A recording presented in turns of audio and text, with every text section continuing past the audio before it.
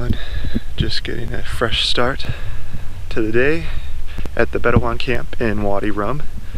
Last night was super surreal and amazing. We got back right around when it was getting dark, and our tour guides, they made us a traditional Bedouin dinner for us, and it was absolutely delicious. And then after that we sang some songs, and they showed us some dances, and just kind of hung out for a while before we went to bed.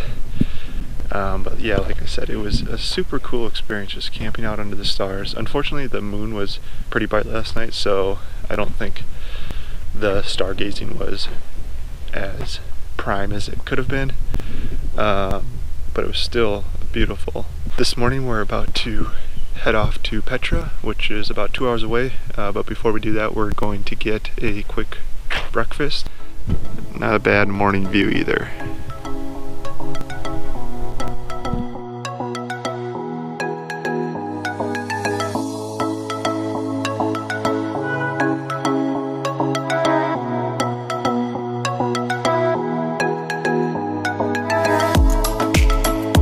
First time riding a camel.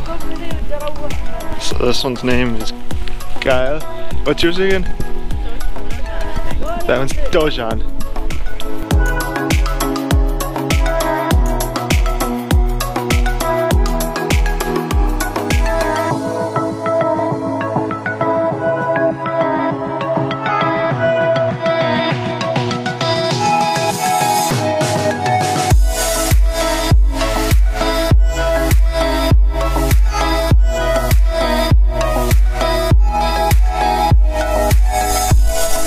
So we just got to Petra. It took about an hour and a half to get here from Wadi Rum. We took the kind of the back roads over the mountains across the country to get here, and unfortunately we ran into some issues along the way. We did read this as we were prepping to come to Jordan, but I guess it's kind of common that whenever you stop at stop signs and stuff, especially in the back country, there oftentimes be kids waiting there begging for money or food or whatever. I'm not really sure what they were looking for. They wanted us to stop, and obviously we didn't stop, and so they started throwing rocks and sticks and stuff at us. Fortunately, nothing happened to our car, and obviously we're safe now, so that's good, but just something to keep in mind if you plan on coming to Jordan and driving. Maybe stick on the main roads is probably what we should have done, even if it's a little bit longer route. I think it's just a little bit easier and less stressful. But regardless, we're at Petra now, and we're really excited to be here and are ready to explore the city.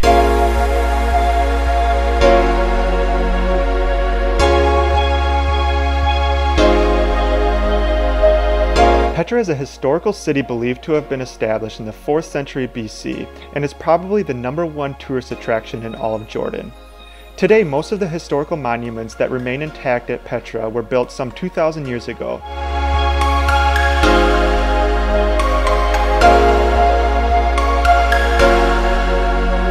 While initially planning our trip to Jordan, this was probably the attraction Katie and I were most excited for. Unfortunately, the day we went, the weather at times was not great. However, we still made the best of it, and nonetheless were in awe by the raw beauty of the city. Never before have I seen such massive structures carved so perfectly into the rock face of canyons like they were in Petra.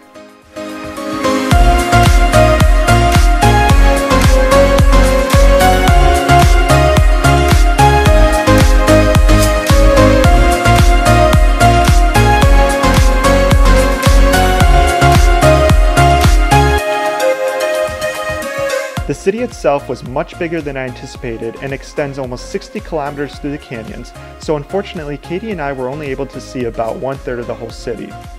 I would recommend setting aside at least 2 whole days if you plan on seeing everything there without feeling rushed.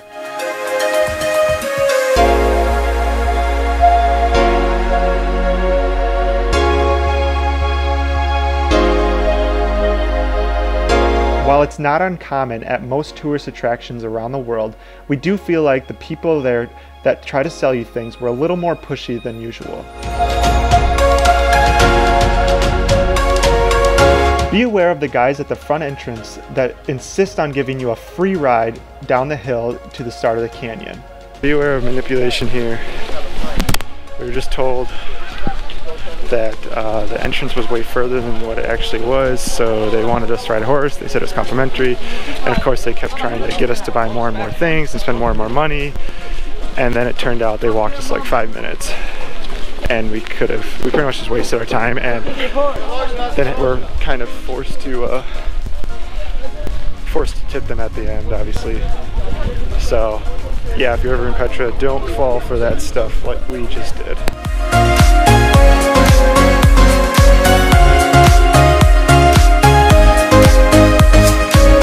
After getting into the city, we also noticed animal welfare was a bit questionable, to put it kindly, and we probably wouldn't recommend paying for rides there. If you're interested in riding a camel or horseback riding in Jordan, there is much better places to do it, such as Wadi Rum.